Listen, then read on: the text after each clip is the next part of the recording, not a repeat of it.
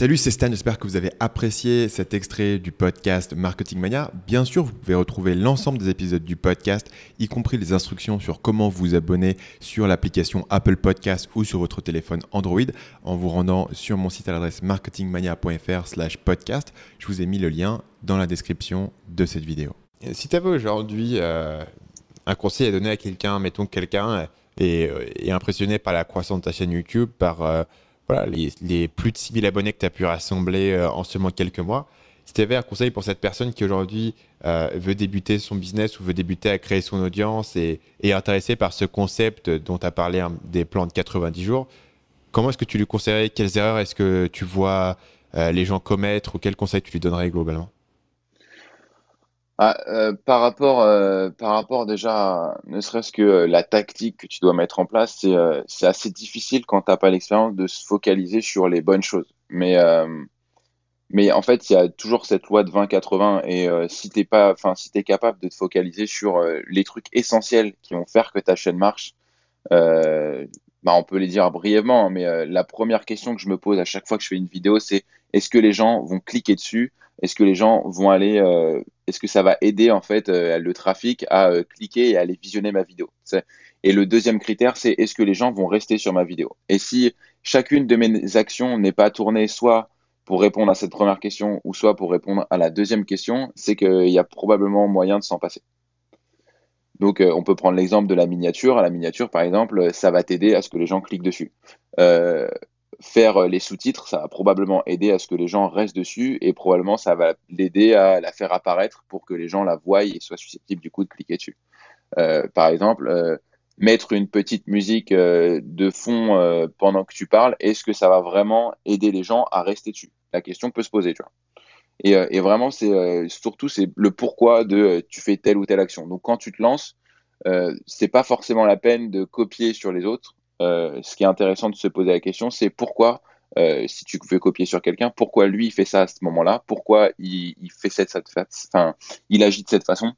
Et si tu te poses pas la question du pourquoi avant chacune de tes actions, tu risques de faire des choses inutilement et donc de dépenser ton énergie sur des trucs qui payent pas et forcément derrière perdre de la motivation.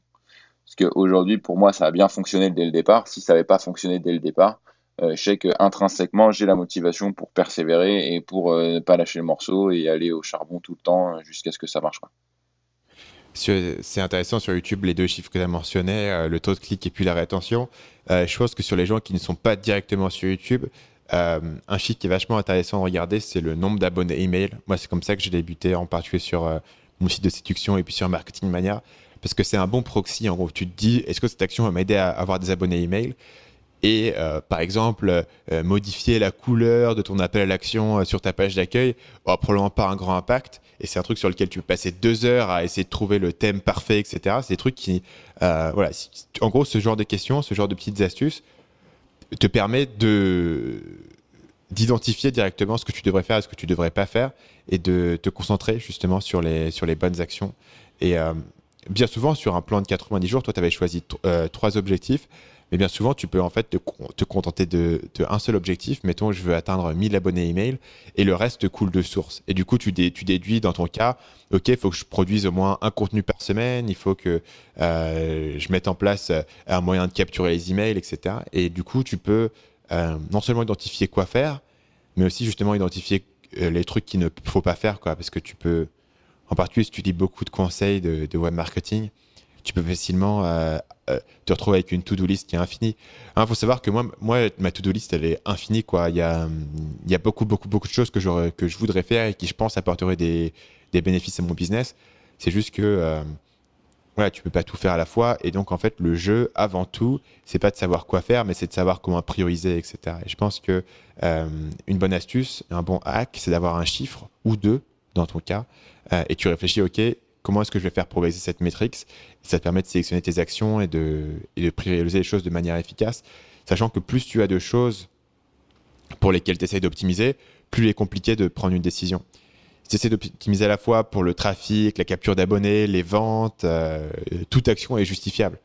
Si tu commences à optimiser uniquement pour la capture d'abonnés, par exemple, tout d'un coup, les choses deviennent beaucoup plus claires et c'est beaucoup plus facile de prendre une décision. Ouais, c'est vraiment la difficulté quand tu es au début de savoir prioriser et de savoir quelles actions tu dois mettre en place qui vont vraiment t'apporter et de pas te toucher à tout parce que tu as souvent tendance à vouloir te disperser, surtout au début où tu as tout à faire presque et tu as envie un peu justement de tout faire d'un coup. Et genre aller lire un article sur les 7 trucs et astuces pour améliorer son SEO au début, tu vois, c'est des trucs. Voilà, enfin, si c'est vraiment ton objectif, oui, mais sinon, tu perds ton temps, tu vois. Salut, c'est Stan, j'espère que vous avez apprécié cet extrait du podcast Marketing Mania. Bien sûr, vous pouvez retrouver l'ensemble des épisodes du podcast, y compris les instructions sur comment vous abonner sur l'application Apple Podcast ou sur votre téléphone Android en vous rendant sur mon site à l'adresse marketingmania.fr/podcast. Je vous ai mis le lien dans la description de cette vidéo.